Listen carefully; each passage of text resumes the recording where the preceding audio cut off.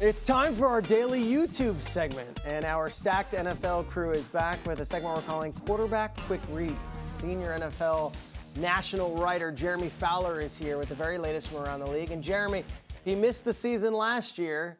Let's start with Derek Carr. Yeah. His former team, the Las Vegas Raiders, they hold the #1 overall pick. All signs are saying they're going to go Fernando Mendoza. But could you see a reunion with the Raiders and maybe a backup mentor role possible for Derek Carr? Well, Derek Carr is retired. The Saints still own his rights. People I've talked to believe that he wouldn't really get off the couch and play this year unless it was either a chance to win or a very unique situation. I mentioned the Raiders because Clint Kubiak, the head coach, Andrew Janocko, the OC, they were with Derek Carr in 2024 and had a really good relationship. So those guys are tight. So if, this is a lot of dominoes here, but if the Raiders draft Mendoza but want to sit him, but they want to either trade or release Geno Smith, and they could slide Derek Carr into there, and he could play some games for year one if he feels like they would have a chance to win. Does that do anything for you, That's Damien a lot, Woody? but this does nothing for me. Does nothing for you. No, it does nothing Derek for Carr me. doesn't bring up this No, wonderful like reunion if I'm with- Derek Carr, why would I get off the couch and get pummeled this year? Like the Raiders have one of the worst rosters in the league.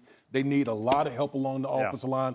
I'm not going to be a punching bag for the future #1 overall pick. Unless you're like the Patriots did this year, you turn it all around in one off season. Free agent signings, draft.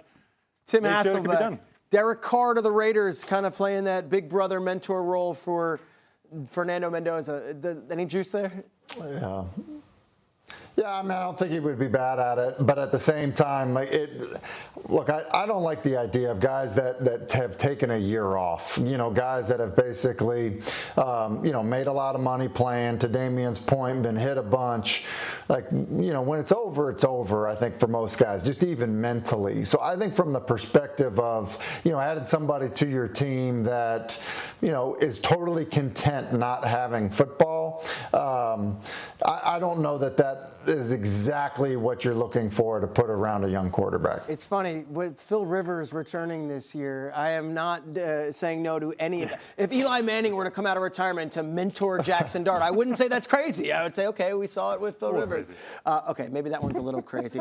Jeremy, speaking of the Giants and their old quarterbacks and a guy that Eli mentored at once upon a time, Daniel Jones. What's the latest with the Colts and Daniel Jones? Of course, he suffered the injury, but he's a free agent.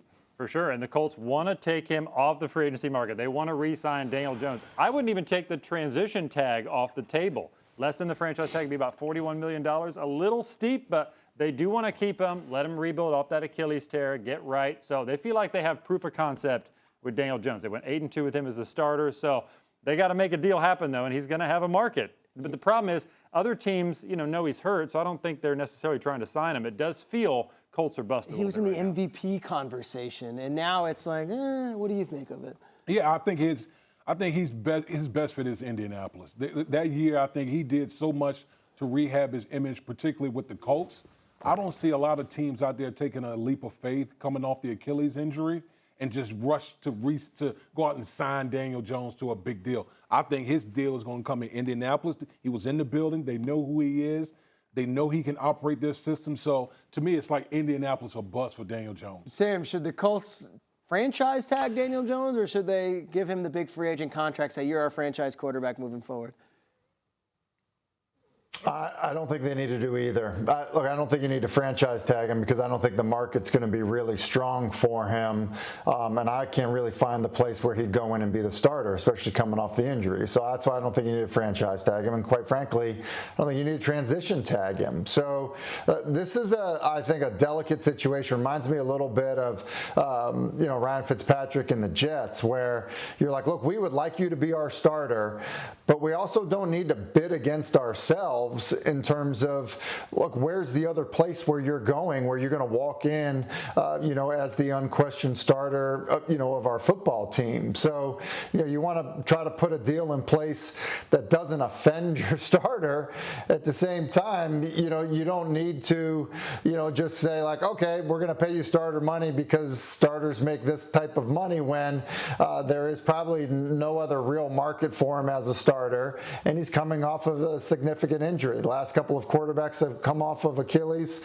You look at Rodgers and Kirk Cousins, albeit, those guys are older.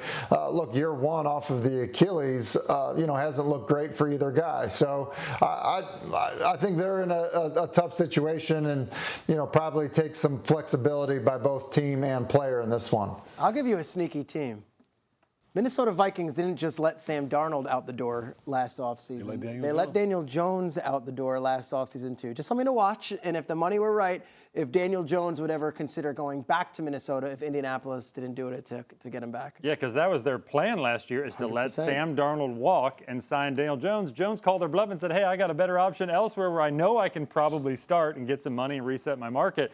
What's funny is, and ironic, is this situation with Indy is similar. Yes, it is. Sam Darnold last and the year, Vikings. where, Tim mentioned it, you don't want to bid against yourself. That's absolutely true, but you got to be careful you don't lose the guy either, because then you're stuck and you have no option. All right, let's go down to Miami, where I think it's all but understood that we have seen the last of Tua Tagovailoa, but there's been no public sentiment from the coaching staff or the new GM, John Eric Sullivan. What do you make of what's going on in Miami at the quarterback position? Well, it's a very clear reset there, rebuild. I mean, they're tearing it all down. They've already saved nearly $70 million in cap space by cutting players. So this is the big decision that they're waiting on. Most teams I talk to believe that Miami will just have to cut him, that he's going to be hard to trade with the durability issues, the lack of good play last year, and that massive guarantee money of $54 million. So the Dolphins essentially have to decide, are we willing to take on nearly $100 million in dead salary cap? Which they will. To release him outright. They might just have to do that. And I would. You would get rid of him to say, hey, let's just eat it for a year and then. I would listen, that to me, like the pitch from Jeff Hafley should have been like, look, this is what I'm doing at the quarterback. This is what I'm doing. This whole thing needs a total reset. Let's pull a Russell Wilson. Let's eat the dead cap. Know that year one is just about setting a culture, resetting everything. Year two, we start really trying to, quote unquote, compete. But yeah, I'm eating all of that dead cap space. Tim, what interests you more, the Dolphins and what they do, or Tua and where he ends up, and if he can have a Darnold or Baker or Daniel Jones second chapter to his career? Yeah, I think it'll be interesting to see what happens to Tua, because I think that the guys I think it's just a full reset. Take your medicine now in Miami, and we've got time to see how they turn it around, especially when you look at the division with how New England looks like they're an ascending team. Buffalo's there as well. So for Jeff Hafley, it's not happening in year one in terms of the turnaround. Take your medicine. So for Tua, okay, what can you find that's out there? When you think of guys like Malik Willis, Daniel Jones, Kyler Murray, other quarterbacks that'll hit the market, where is home for Tua?